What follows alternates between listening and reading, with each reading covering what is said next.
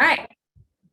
Good morning again, everyone. Thank you for sticking around. This in-service will be on orthostatic hypotension, and it's going to be Mohammed.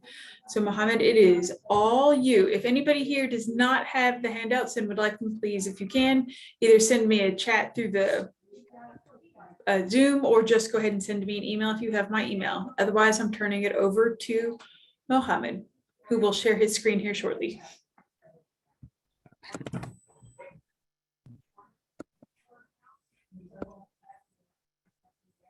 Thank you, Dr. Roland. I'm Mohammed. I'm a P4 student at Campbell, and today I'll be doing my in-service presentation on orthostatic hypotension.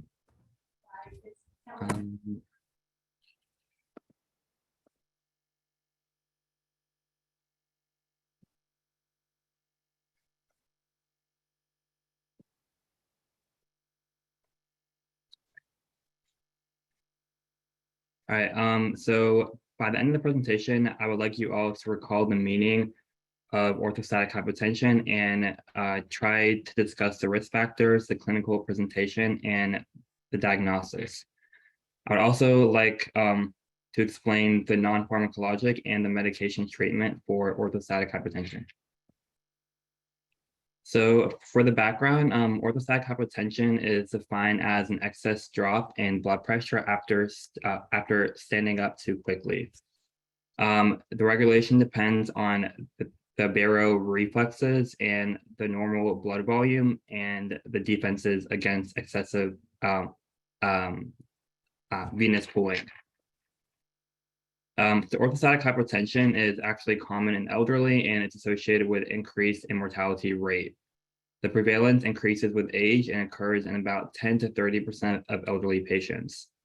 It can lead to increased risk of falls that result in fractures, head injuries, and other complications that could lead to death. So for the risk factors, we have age and medications, certain diseases, heat exposures, being in bed too long, and alcohol. So for age, orthostatic hypotension is common in those who are about like 65 and older. And then for the medications, like these medications include medications that are used to treat hypertension, which is high blood pressure.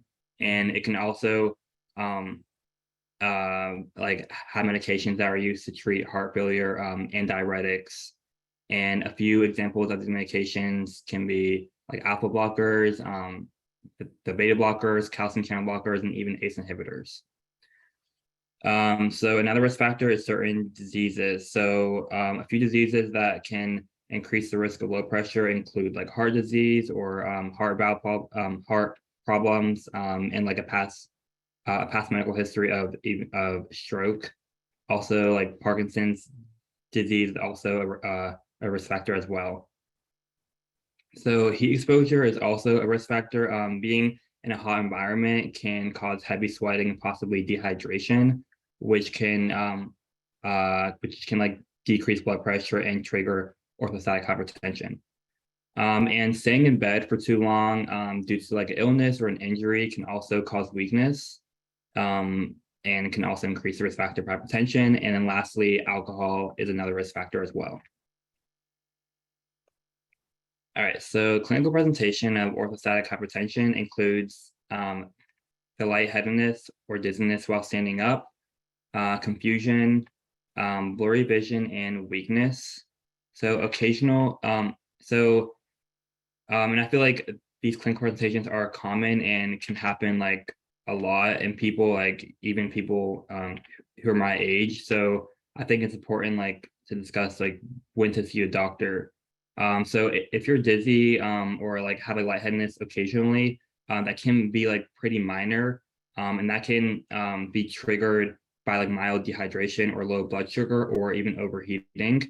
But it's important to see a healthcare provider for like frequent symptoms of orthostatic hypotension. So even like if you're losing consciousness for just a few seconds, that's pretty serious. And if you're experiencing like the lightheadedness or dizziness like pretty frequently, then I also think it's important to contact their healthcare provider. So orthostatic hypotension in geriatric populations. So it's more commonly in elderly, and it does, in the risk for it does increase with age. It's also associated with CV disease, which is cardiovascular disease, and it can also be associated with general neurological symptoms as well. It's also associated with increased risk for falls and fractures. So this is why we want to prevent orthostatic hypertension as well. So the prevalence of this disease increases 4.2% ages between 50 to 59, and even up to 18.5% ages 80 plus. So it occurs more in elderly populations, and that's due to like the age-related impairment in the baroreflex-mediated vasoconstriction and chronotropic responses of the heart. And it's also due to the deterioration of the diastolic filling of the heart as well. And then, so the baroreceptor is like a mechanism that helps the body keep blood pressure at constant levels. The baroreflex mediated changes in cardiac output and the vascular conductance in response to alteration in carotid sinus pressure during exercise in humans. All right, and then for the Beers list, so these are drugs that we want to avoid in our geriatric population. And the reason why we want to avoid these drugs is because it can cause orthostatic hypertension. And as stated previously, like that can lead to a lot, falls and fractures, which can also lead to death. And that's what we want to avoid. So so as you can see from the list, we have like benzodiazepines, which is the alprazolam, lorazepam, diazepam. We have the antidepressants, amitriptyline and TCAs, and then we have the antihypertensives, which can be like clonidine, alpha blockers like prazosin, terazosin, and doxazosin. All right, so now on to the diagnosis for orthostatic hypertension. So the first step in treating a patient with orthostatic hypertension is finding the cause to determine the treatment. So unfortunately, the cause is not always known. So a few ways where a healthcare provider might need help in diagnosing the condition is by reviewing the medical history, medications, and conducting a physical exam. It's also important for a provider to recommend one or more of the following, and that includes the blood pressure monitoring, blood tests, electrocardiography, stress tests, and tilt table tests. And I will go into more details in all of these 5. So first is the blood pressure monitoring. I do think this is the most important. So it's important to monitor a patient's blood pressure, and this can be done either while sitting or while standing. So a drop of 20 millimeters of mercury in the systolic blood pressure within 2 to 5 minutes of standing could indicate a sign of orthostatic hypertension. And then a drop of 10 in the diastolic blood pressure within 2 to 5 minutes of standing could indicate a sign of orthostatic hypertension as well. So these are some of the things that we want to look for when doing like blood pressure monitoring. So the second way to diagnose orthostatic hypertension is by doing blood tests. So blood tests can give the healthcare provider important information about their overall health. Being able to determine a patient's blood sugar would allow the provider to know whether or not their blood sugar is low, indicating hypoglycemia. So below 54 to 70 milligrams per deciliter is considered like a mild hypoglycemia, but if it's below the 54 mark, then that's considered moderate to severe hypoglycemia. So looking at blood sugar can also tell us if the patient's red blood cells levels are low, and that can indicate anemia. So in men, we want the level between 4 to 5.9, and then in women, we want it between 3.8 to 5.2. So, so both anemia and hypoglycemia can cause pressure to become low. So this is why it's important to do these blood tests. So another way to diagnose orthostatic hypotension is by an EKG. So this test is just a fast and painless test that measures the electrical activity of the heart. It's done with sensors attached to the chest, arms, or legs, along with the wires attached to a machine that show the results.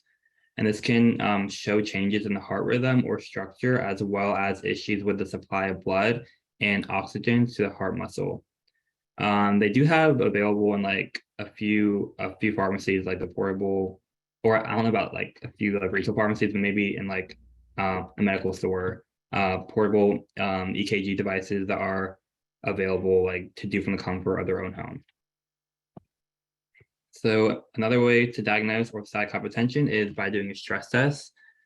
So stress tests can be done while exercising. It can also be done by while walking on a treadmill or outside. The heart is then monitored with electrocardiography or an echo or other tests as well. So for people who can't exercise, there are medications that can be given to allow their heart to work harder.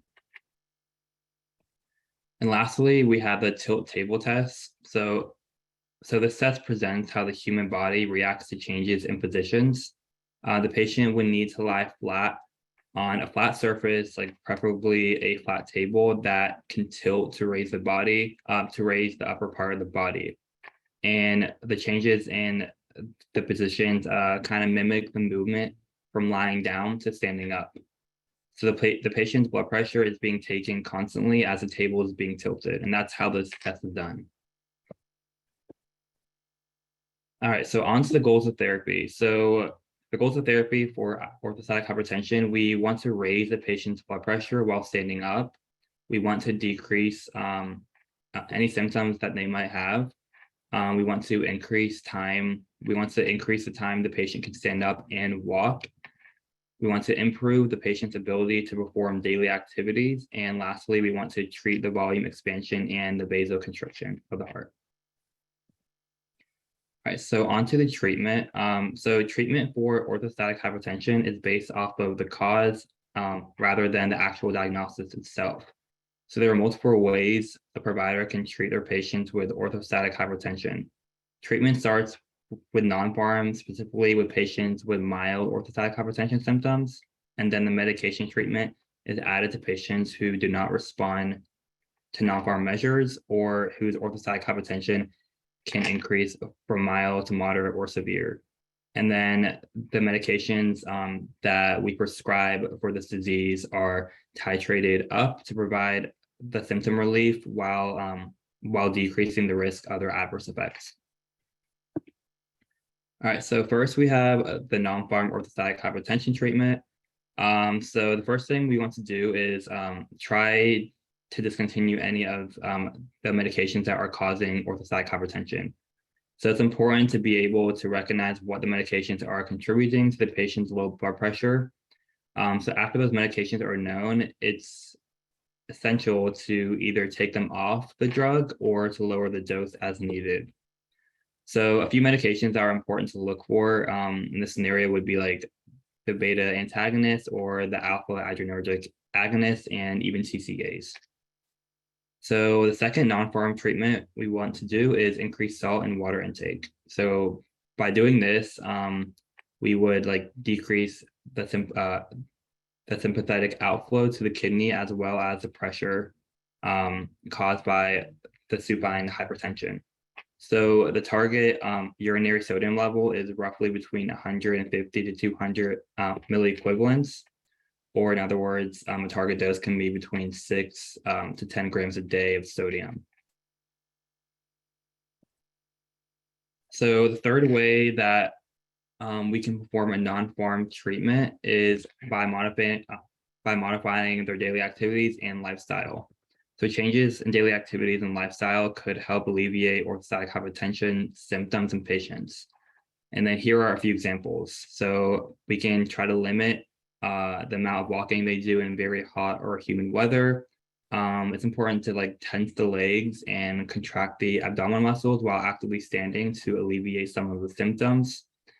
They can also try raising their head above the bed about 30 to 45 degrees while sleeping. And then this can be done with like a wedge pillow, or if they have the money, they can buy an electric adjustable bed or mattress. And lastly, they can be more engaging in like exercise programs and try to modify their meals to avoid their blood pressure from falling too low. So they can also use compression stockings or abdominal binders. And I think the use of a custom fitted elastic compression stocking like permits the application of graded pressure to lower extremities and low abdomen. And this can like decrease the peripheral blood pooling. All right, so on to the pharmacological treatment for orthostatic hypertension. So yeah, so before I talk about this slide, I want to like try to make sure it's important that like all the non-pharm measures that I talked about like should like try to be maximized before starting and initiating like medication treatment for orthostatic hypertension. So the pharmacological approaches are based on like two strategies. One is by expanding the intravascular volume, and two is by increasing the peripheral vascular resistance with other medications. So the medication that that does the expanding of the intravascular volume is the first one we have right here, which is the fludrocortisone. And this is for patients with orthostatic symptoms that improve modestly or temporarily with non-pharm treatments to replete the intravascular volume, such as increased salt and water intake. So the starting dose for this medication is 0.05 milligrams every morning from 5 to 7 days. And it can be titrated up to 0.2 milligrams every morning. And this medication, it raises your blood pressure by increasing the sodium levels and affecting the blood volume. All right, and then so for the sympathetic mimetic agents, I'm sorry. So these are two medications that we can also use to treat orthostatic hypertension. So for patients with orthostatic hypertension symptoms that don't improve with non-pharm treatment to decrease intravascular volume, such as increased salt and water intake, and who have a serum norepinephrine level less than 220. So the first medication is the midodrine, and that can be titrated from 2.5 milligrams to 10 milligrams 2 to 3 times a day, but we don't want to exceed 40 milligrams a day. We should not take this medication within 3 or 4 hours of bedtime to limit the supine hypertension. And then this medication can cause, so the reason or the way that this medication can treat orthostatic hypertension because it causes the blood vessels to tighten, which increases the blood pressure in the body. A few side effects of this medication that you should watch out for your geriatric patient is like tingling and numbness, scalp itching, and goosebumps and chills. It can also cause them to use the bathroom a lot, so like frequent urination, and then a rash can occur as well. So if you see like any of these symptoms occurring frequently in your patient while on this medication, it's important to talk to their provider. And the second medication is droxidopa. So droxidopa has an initial dose of 100 milligrams 3 times a day, with a target dose being 600 milligrams 3 times a day. That's based on a patient daily activities. So this medication works by increasing the blood pressure and improve the symptoms of the neurogenic orthostatic hypertension. And then a few side effects of this medication includes like lightheadedness and feeling pretty dizzy, and a pain or burning can occur when you urinate. It can also lead to like high blood pressure, and that's kind of what we want to watch out for. So that's why I think it's important to monitor like the doses on this medication, because a high dose can increase the blood pressure too high, and that can cause like a dangerous hypertension level. All right, and lastly, we have a few blood pressure medications that we should recommend for our geriatric patients. So yeah, so orthostatic hypertension is like due to like a lot of like the blood pressure medications that a geriatric patient is on. So it's important to find the ones that don't increase the blood pressure high enough to where, or don't decrease their blood pressure like low enough to where it will cause them to have orthostatic hypertension. So usually the first line therapy for a geriatric patient would be like a low dose thiazide diuretic, which can include like hydrochlorothiazide, 12.5 milligrams, or even like chlorothalidone, 25 milligrams. And then the second line therapy are like the more common hypertensive drugs, which are like the beta blockers, the ACE inhibitors, the calcium channel blockers, and then the the ARBs as well. And here are my references, and I'd be happy to take any questions.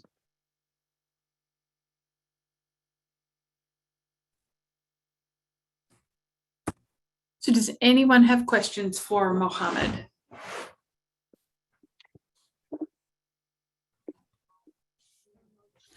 Mohammed, you did have one, and I want to make sure, I think that you answered it thoroughly about can they perform the table tilt test in an older adult, but I wanted to make sure if they feel that it is addressed.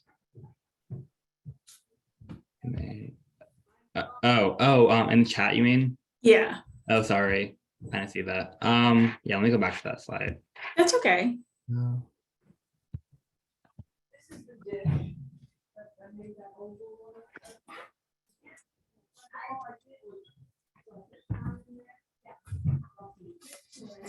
Yeah, so I think the tilt test, the tilt table test could be performed in like older adult.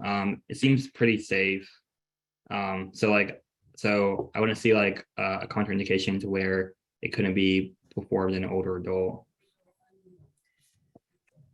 I didn't really like see like a study to where like they included like the age rate or the age ranges of like who like took the tilt table test. Yeah, I have known of a couple seniors that have had the tilt table test done, and it was not done though for orthostatic hypotension. It was done for benign paroxysmal persistent vertigo. That's when the stones in your ear canal shift and you get very dizzy, and they will flip you around and flip you around. So I've seen that with a certain type of vertigo, and one of the clients was 92. So I do know that they can and will administer these tilt table tests to seniors, but I believe there are qualifications as to how they flip you and how fast they may flip you. Are there any other questions for Mohammed before we let him off the hot seat?